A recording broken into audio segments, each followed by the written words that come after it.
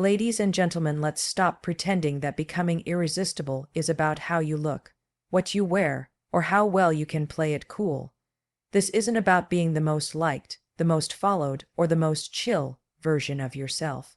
This is about power, the quiet kind, the kind that doesn't beg, doesn't perform, and doesn't settle.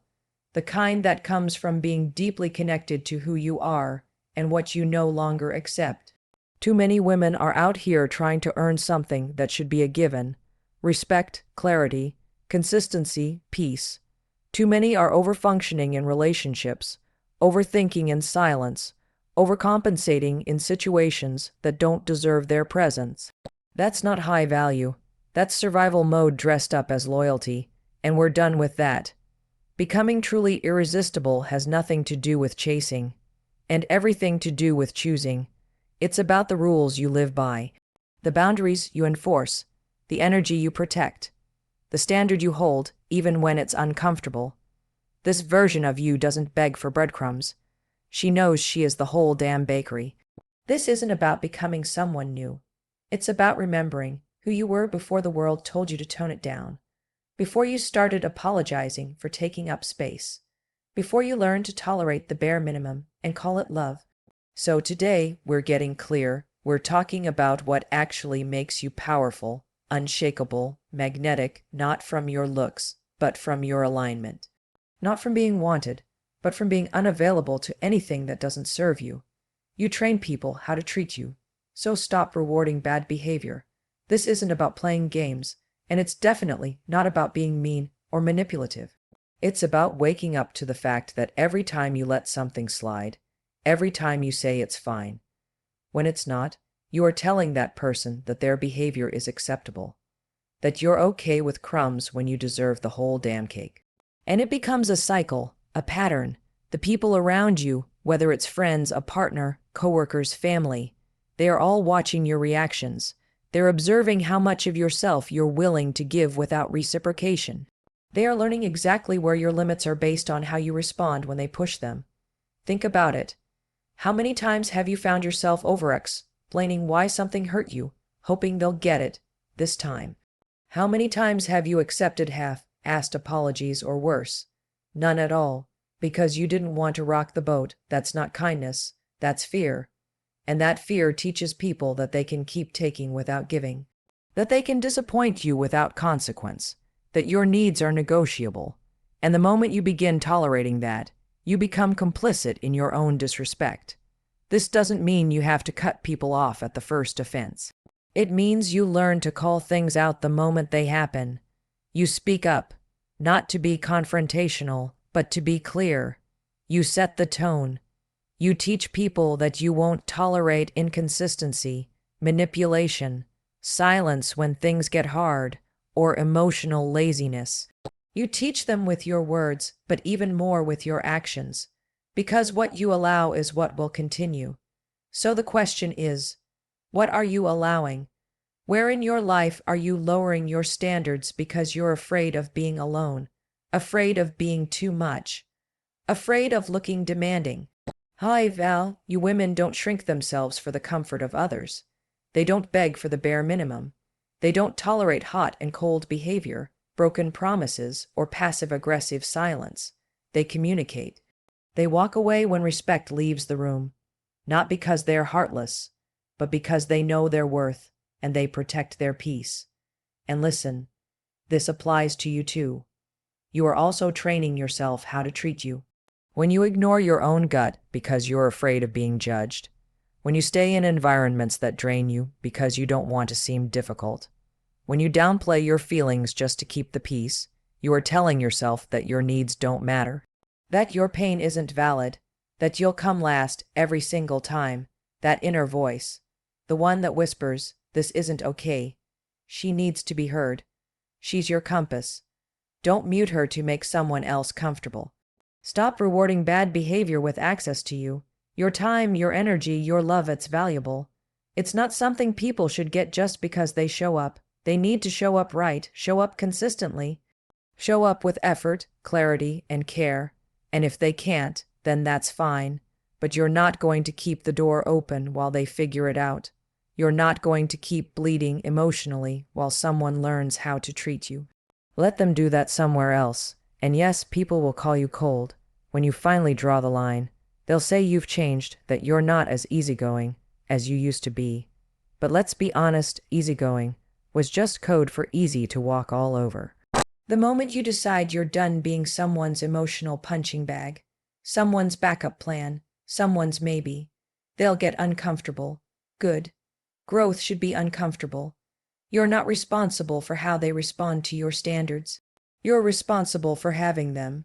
You're not a rehab center for emotionally unavailable people. You're not a tutorial on how to treat a good woman. You're a damn standard. And you teach people that with every choice you make, every no you say, every conversation where you say, that doesn't work for me, that's power, that's self-respect, that's high value. Your energy is your currency. Protect it like it's gold. Let's get one thing straight. Your energy is not unlimited. It's not this magical thing you can pour into everyone and everything without consequence. When you spend your energy, you are spending a part of yourself. And the real kicker, most people don't even realize they're going bankrupt. They're out here overdrafting their emotional accounts every day, scrolling endlessly, people pleasing, saying yes when they're screaming no inside, giving time and attention to people who wouldn't even cross the street for them. And then they wonder why they feel exhausted, resentful, stuck.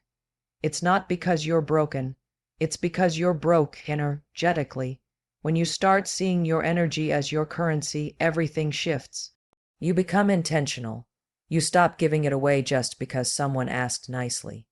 You stop feeling guilty for saying no. You stop proving yourself to people who have already shown they're not interested in understanding your value. Because when you know what you bring to the table, you don't keep inviting people to sit with you who only come to take, never to contribute. And look, this isn't about becoming selfish or cold. It's about becoming selective. Not everyone deserves access to the best parts of you. Think about it like this. Every time you allow drama, you pay with peace. Every time you entertain chaos, you're swiping your card at the cost of clarity. Every time you tolerate one-sided conversations, energy vampires, situations that drain you, you're making a transaction. And if you don't have boundaries, those little transactions add up. Suddenly, you're drained. You don't feel like yourself. You're tired, disconnected, on edge. That's not a coincidence. That's a result of careless spending.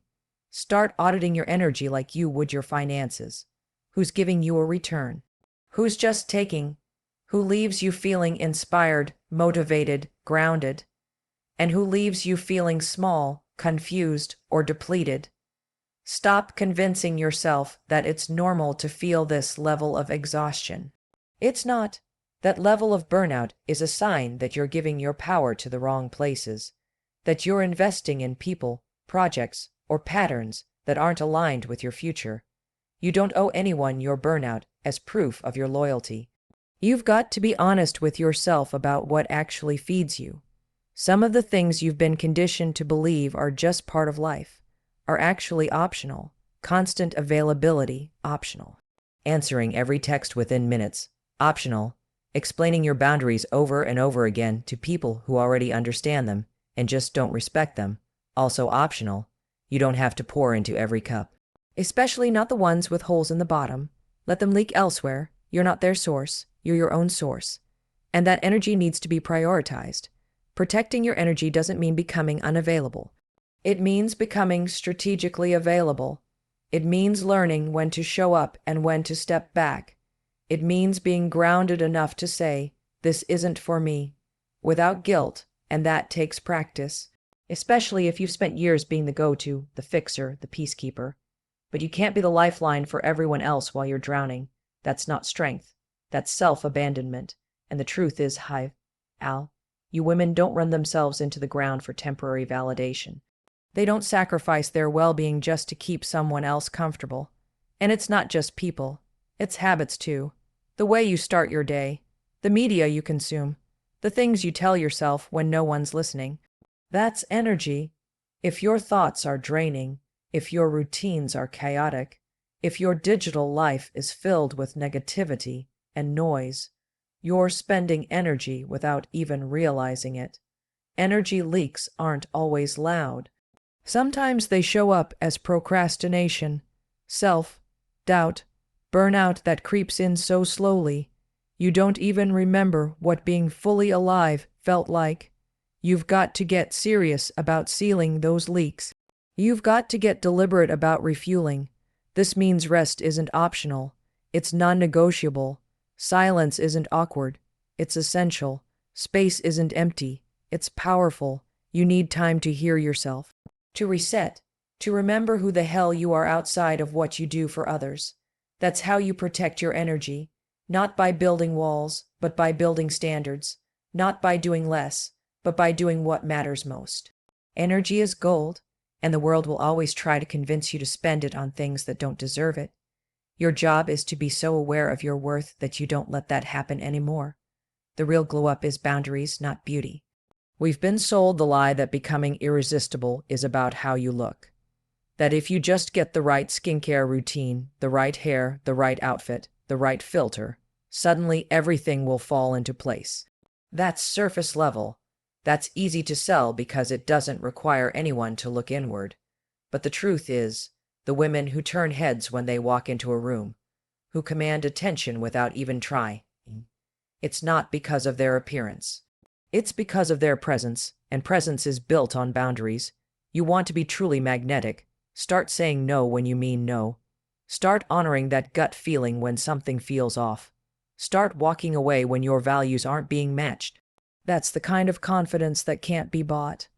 That's the kind of glow that doesn't wash off at the end of the day. When you have boundaries, you move differently. You speak with clarity. You don't over-explain. You're not performing for approval. You know your worth, and you protect it like it's sacred. Because here's the truth no one wants to talk about. Beauty without boundaries is a magnet for chaos.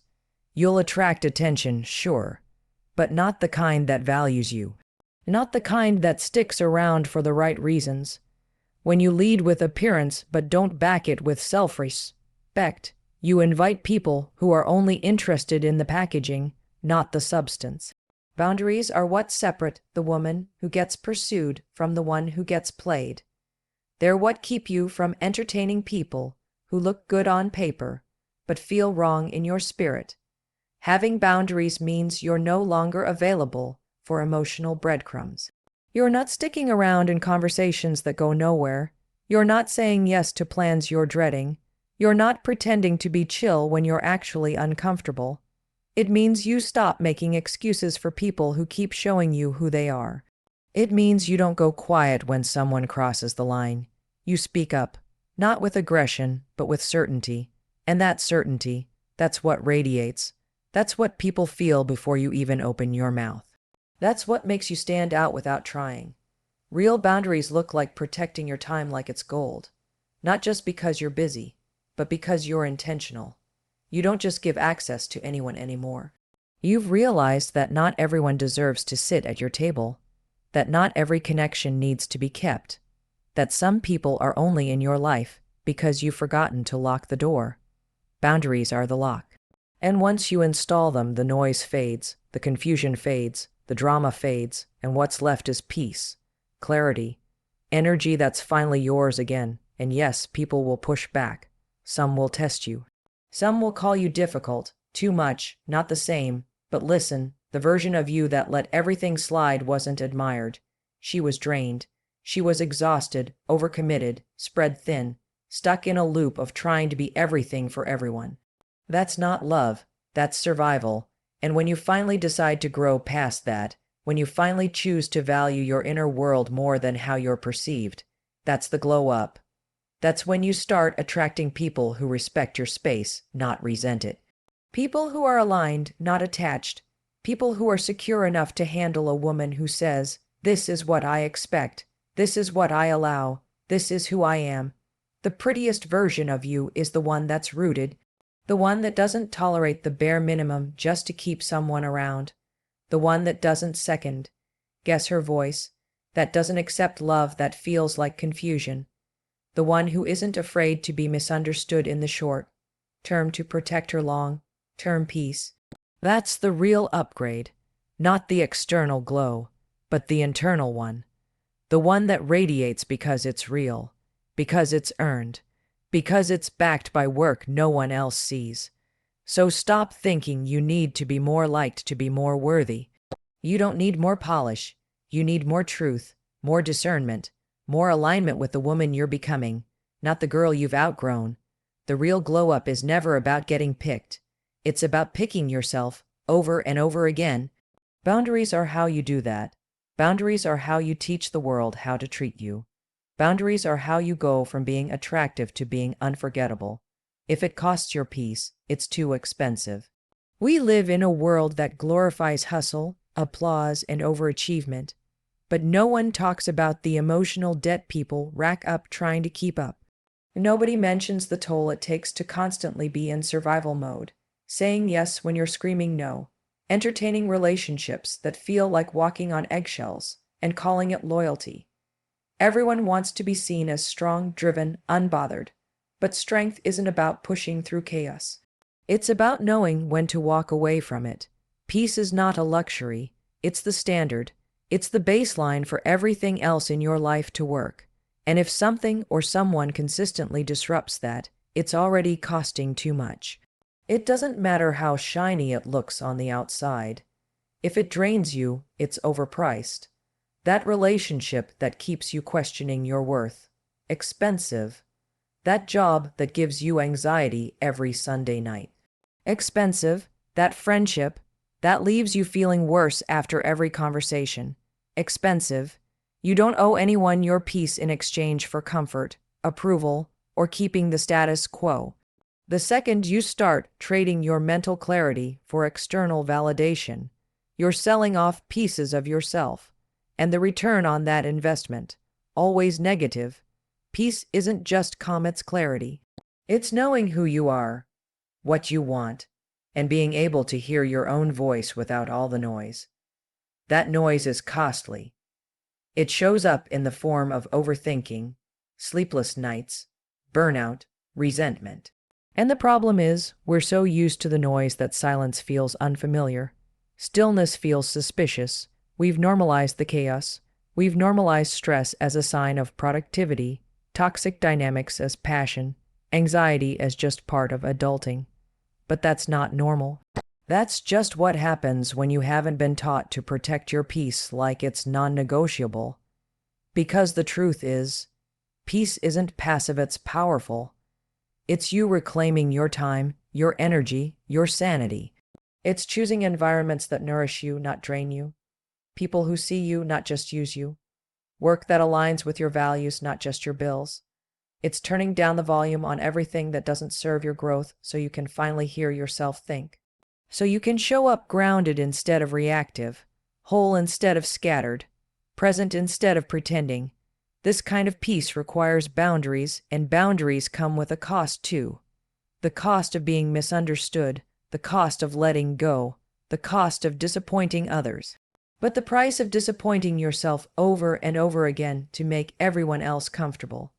That one's way higher. At some point, you have to choose their comfort or your clarity. You can't have both. And choosing yourself isn't selfish. It's survival. It's emotional maturity. It's wisdom earned through every season where you put your peace last and paid for it in burnout, breakdowns, or bitterness. You want to know who really has power in a room. It's not the loudest one. It's the one who has nothing to prove. The one who isn't reacting, defending, explaining, pleasing. The one who knows that walking away isn't weakness. It's self-respect. That choosing peace doesn't mean you don't care. It means you care more about your health, your happiness, your future. You don't need to fight for a seat at every table. Some tables are cheap, even if they're dressed up to look expensive. If the vibe feels off, trust it. If your gut says leave, listen. If you have to shrink to stay, you're already losing. We don't talk enough about the silent costs, the ones you feel when you're alone. The way your body tightens around people who drain you. The way you wake up tired even after a full night's sleep. The constant loop of overanalyzing every interaction, every message, every look, that tension you carry. That's your nervous system screaming, "This isn't it." And you don't need permission to walk away. You don't need evidence beyond how you feel. Peace is the receipt. Peace is the proof. And the second it disappears, you have your answer. So stop bargaining with yourself. Stop over-explaining your standards. If it makes you question your worth, if it steals your joy, if it throws your inner world into chaos, no matter how good it looks, no matter how much history you've got, no matter what other people say, it's too damn expensive. Let that sink in for a second. You are not a beggar for love, attention, respect, or connection. You are not proving, performing, or persuading anyone to pick you. That's not your role. That's not your power. You are the chooser. The moment you shift from chasing to choosing, everything changes. Your energy changes. Your standards change. The kind of people you attract changes. Because when you're chasing, you're operating from lack, from the idea that something outside of you is going to complete you, fix you, validate you. But when you're choosing, you're rooted in worth. You're grounded in clarity. You're not trying to convince anyone of your value because you already know it. Chasing is exhausting. It looks like overthinking every text, waiting around for bare minimum effort and calling it potential. Making excuses for inconsistent behavior because they're just busy. Playing cool when you're actually disappointed. Accepting the delay, the confusion, the half-hearted plans, and calling it something to be patient with. But what are you actually being patient for? For someone to realize your worth showing up for. For someone to one day wake up and love you correctly. That's not patience. That's settling in disguise. That's hoping someone else will suddenly develop the standards you should have had from day one. Choosing looks different. Choosing is quiet confidence. It's being clear on what you want and walking away the moment someone shows you they can't offer it. It's not about being cold. It's about being conscious of your time, your energy, your peace. It's not arrogance to say this doesn't align with me. It's self-respect, and it's powerful because when you stop chasing, you make room. Space opens up for people who are ready, for opportunities that don't feel like a battle, for alignment instead of attachment. And that shift, that's the whole game. Choosing means you're not desperate. You're discerning. You're not out here auditioning for love or proving you're worthy of someone staying. If they can't see it, that's their limitation, not your reflection. You don't chase what's not for you. You don't try to become more digestible to keep someone interested. You don't twist yourself into versions you don't even recognize just to get half a connection. You're not a product. You're not a placeholder. You're not a backup plan. You're the whole damn table. And you get to choose who gets a seat. And that applies to everything, not just relationships. You're not chasing job titles that drain your soul. You're not jumping through hoops for people who wouldn't jump a puddle for you. You're not waiting for validation before taking up space. You're not asking for permission to grow. You choose your environments, your energy, your pace. You choose when to engage and when to go quiet. You choose what gets your time, and you don't owe anyone an explanation for it. This shift from chasing to choosing is how you reclaim your power. It's how you stop operating from fear. Fear of missing out. Fear of being alone. Fear of being misunderstood. Because fear makes you chase, but clarity makes you choose. And clarity comes from slowing down, getting honest, and asking yourself, do I even want what I'm running after? Or do I just want to be chosen? That question hits hard when you realize how much of your life has been driven by a need to prove you're enough. But here's the truth. You were always enough. The problem was never you. The problem was forgetting you had the power to choose differently. So choose ease over chaos. Choose people who choose you in return. Choose alignment over attachment. Choose to stop explaining your worth to people who are committed to not understanding it. Choose the version of you that doesn't chase love, but reflects it, that doesn't chase validation, but owns her truth, that doesn't chase the life she's told she should want, but creates the one she actually desires. Because once you stop chasing, you stop settling, and once you start choosing, you stop shrinking. You start walking in rooms differently. You stop asking to be seen and start seeing yourself, not from ego, but from truth. That grounded, no compromise, deeply rooted truth that says, I know who I am, I know what I bring, and I'm no longer afraid to act like it.